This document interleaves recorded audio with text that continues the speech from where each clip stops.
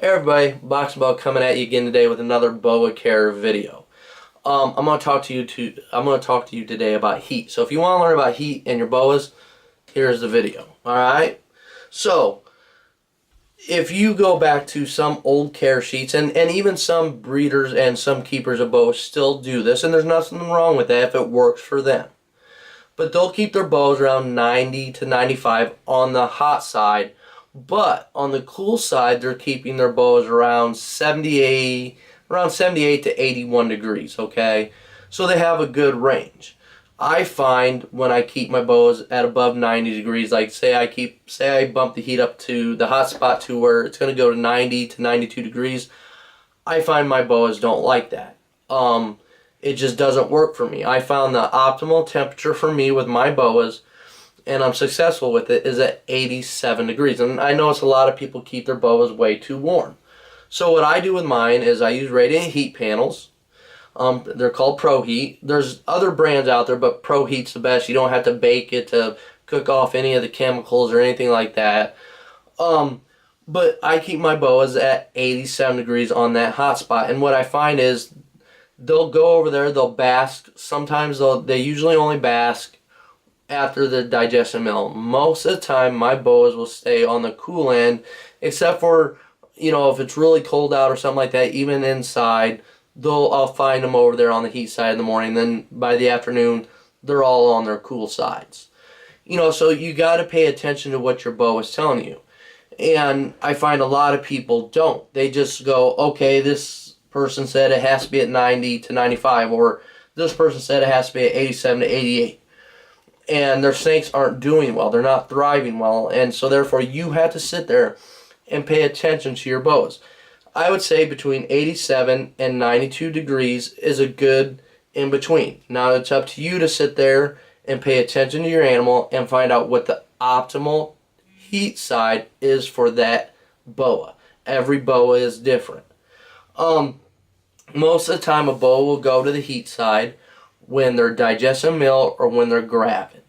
Otherwise, most of my boas will stay on the cool side of the cage. And I usually keep that cool side around 78 to 81 degrees on ambient temperature. So they have a good thermal regulation there. So for me, I find what works best for me, the hot side, 87 degrees or hot spot, 87 degrees, the cool spot around 78 to 81 degrees. And that works best for me and my snakes. Now when it comes to humidity, 50 to 75% is good. That does not mean you're soaking your boas down. That does not mean you're drenching your boas and your boas are swimming in water. How do you know? If you don't have a gauge that tells you humidity, I suggest you get one. But another way you can tell is, are your boas having good sheds? Are they shedding in one piece? Like this girl left her shed complete full shed, and that's how almost 90% of my sheds are in my boas. And the reason why I say 90% is because every now and then they have this little piece right here on their tail that they just don't want to get off, and I gotta go like that and it comes right off.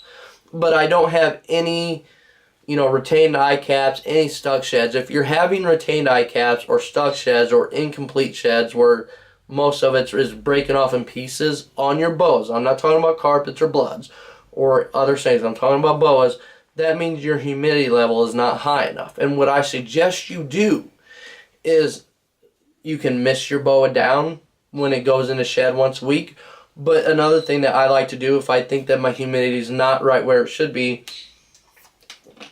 is I will put on the hot spot, I will put like a nest box in there, even though the boas aren't going to be nesting, and I'll put cocoa fiber or something like that in there, and I'll mist that down, and that will raise the humidity level perfectly to where if they want to get in it, they can. If they don't want to be in it, they can't. And that way they're not just sitting in soaking water. Because if you get your snakes too humid, they will get bacterial diseases, scale rot, mouth rot, respiratory infections. So, you have to be careful with that. So you need to really pay attention to what your boa is telling you.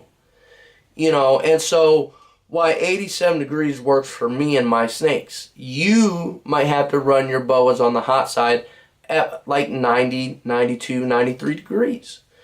And there's going to be people that agree with what I'm saying. There's going to be people that disagree with what I'm saying. You're going to find articles that agree with where I'm saying the heat should be, and you're going to find articles that disagree with it. But the most important thing is it doesn't matter. It's what your animal is telling you. And that's what we here at the Boxing Bow House pay attention to. Am I right, Priest? Yeah. And most of the time, my females will only really stay on the heat, and same thing with my males, if they're digesting a meal or if the female's gravid, like I said. Now, when it comes to breeding temperatures and stuff like that, I don't do the cool down method. I have found that I don't need to do that with my boas, and I've had boas, litters born every single month in a calendar year before with no cooling down. Now, have I done the cool down method before? Yes, I have. If I notice a female, say I've tried to breed, say next year when she goes to breed, okay? I'm not successful breeding her. She locks up, but how you doing, sweetheart? She locks up, but I don't get anything, okay? So then the next year, I try the same thing. Same thing, I get some lockups, or she doesn't really want to lock up with the male. I'm not having any success. That tells me right there, okay, I need to change something. I got to listen to what my animal's telling me. So then what I will do is I'll start like the new year for me. I'll start slowly bumping that 87 degrees up and start running my heat to where my female boas, my boas in general, will run around 92 degrees on the hot spot. And I'll do that. And then once I start wanting to put my boas together, and I'll start cooling them down. And I only drop the temperatures 1 to 2 degrees at a time, and I'll do that for 8 to 12 weeks, depending on what the boa is telling me and where I think she's at developmental wise as far as follicle growth and so on and so forth. You know, but I don't ever let the temperatures drop below 76 degrees, okay?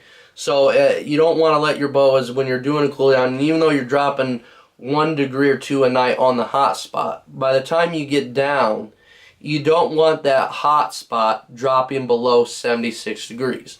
And then in the daytime, you bump back up to around 88 degrees. You know, and then nighttime, after you've done a degree or 2, then you bump it back down. And I do that for about 8 to 12 weeks, and usually I find that the boas that didn't want to successfully breed will start to breed for me on that. So, why I don't necessarily think cool downing is always necessary, there are some instances where it is, and your boas will tell you that. And different boas require different things. Argentine boas, Madagascar ground boas, Doomer boas, you definitely got to cool. Your BCCs, I've been successful breeding my Serenons with cooling down and without cooling down. It's all about paying attention to what your boa is telling you. You know, they're going to tell you what they want and what they need, and if you're not being successful breeding, that tells you need to change something. That means something is off, whether it's the humidity, whether it's the heat.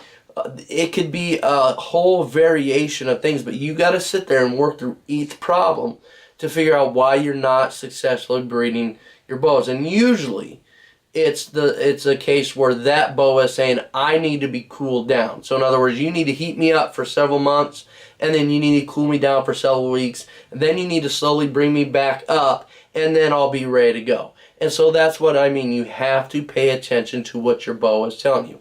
Not enough people pay attention. They just take for granted a care sheet or what someone's telling them. And so that's what I'm saying. Do your research. You know, get books. I have lots of boa books that I reference and I go back to and I look. I have lots of websites that I go back to and I look. You never know enough not to study. You know, and you have to really pay attention to what your boa, and each boa is individually telling you they want to do. Now, what I do when it comes to breeding, do I separate the male? Do I put the female? No. Once I put the male in with the female, that male stays with her the entire breeding season. If I feel like he's getting a little too skinny, I'll pull him out and see if he wants to eat. Most times my boa males that are breeding will not eat. And so, therefore, you know, I just leave them together.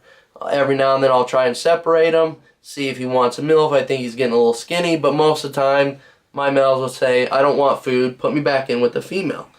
And they will. And if you notice a boa male that's ready to breed and smells a receptive female, will become very restless in the cage. He will go back and forth. He won't be interested in food. He's very restless, and that's saying, hey, I'm wanting to do my job. So you need to pay attention to those signs too, because if you're not paying attention, you can stress your snake out. And if your snake is wanting to breed, then let it breed unless you're choosing not to, but understand that that snake is under stress and might not eat for you during that breeding season. And that's going to happen every year, and that's okay. There's nothing wrong with that. Now I want to go back to talking about something about food. I have seen people giving, and I've heard other people talk about it, but I have seen people give their boas meals, and I said this in my live video earlier, that are too big for their animals, okay? Why your boas can eat rabbits and guinea pigs. Honestly, you shouldn't feed them those types of meals. It's too much fatness, and what ends up happening is you end up getting something called fatty liver disease, and a lot of boas you see are overweight. They're huge. They're 30, 40 pounds. Ideally, a boa should be around, a female boa should be around 15 to 25 pounds. Once you start getting past that, your boa is much too big, and she is not gonna have a long life. You're shortening her lifespan by doing that. So just because your boa can eat a rabbit doesn't mean you should give it a rabbit. One colossal rat will do it. And I want to go back into talking, excuse me, I had to burp there. I want to talk more a little bit about that feeding that I was talking about. My boas that are under a year get fed once a week. And usually they start off on, I'll start them off on fuzzy rats, and then they slowly get bumped up from there. And by that time the first year's over, almost every single one of my boas will be on small rats. Then from there, I go to, when they're 2 years old, I go to every 2-week feeding. And I usually feed them anywhere from, they will usually start from a small rat, and by the time that's over, that year period's over with, they'll be on medium rats. Once they hit 3 years old and they're on medium rats, I feed every 3 to 4 weeks, depending on what my boa is looking like. If I feel like my boa is too thin looking to where she's starting to get like sunk in, her muscle definition isn't good, she isn't feeling solid to me anymore, yeah, I might bump up the food a little bit until I get her back up to where I think is an ideal weight, not where she's overweight, okay? Once they're on large colossal rats, like this girl right here, she takes a medium rat, so I know people would normally give this boa a large to a colossal rat. I don't do that because I don't want to create that huge bulge, because it takes boas about 4 to 5 days to digest their meal completely. So they're not like your pythons or your corn snakes or king snakes where they have a real fast metabolism rate. Their metabolism rate is slower. So you don't have to sit there and pound them food. They will get up to size without you sitting there hammering food. And if you take your time getting them up to size, most of my females won't breed until they're about 4 years old. Why? Because I take my time. I'm not maintenance feeding, but I'm making sure that I have healthy females. And when your females are healthy and your males are healthy, you will have more successful, healthy litters from your boa. So that's why it's so important to pay attention to what your boa is telling you. Pay attention to your heat, pay attention to your humidity, pay attention to what that animal is telling you. So many people just want to go off a care guide and not pay attention, and that is the biggest mistake you can do. Pay attention to what your boa is telling you. So that's what I want to talk about today. Hopefully you stuck with me. Hopefully you understand what I'm trying to tell you. The biggest thing I want to say though is do your own research. Don't just take my word for it. Don't go take somebody else's video for it. Go read books. Go find articles. And then do your own research with your own boas and find out what works best for them. Do your own research, please. It's vital that you do that so you understand your boa better. Because no one's going to understand your boa better than you, because it's your animal, it's your pet, it's your responsibility. I want to help guide you to taking care of your animal better. But please do your own research too. That is so important. I want to say thank you guys so much for watching this video. Thank you for subscribing. Thank you for supporting me and my son and our snakes and my family by watching my videos. We are so thankful that you guys do that. I absolutely love these videos. I'm sorry that my energy isn't up as it normally is. I am definitely better, but I'm not 100%, so I'm doing my best, guys. So please like, click, share, and subscribe. If you have any questions or comments, just leave them down below. You know I will get back to you. Have a blessed and positive day, because you know I will. This is Boxing Ball Priest and Proud of saying peace.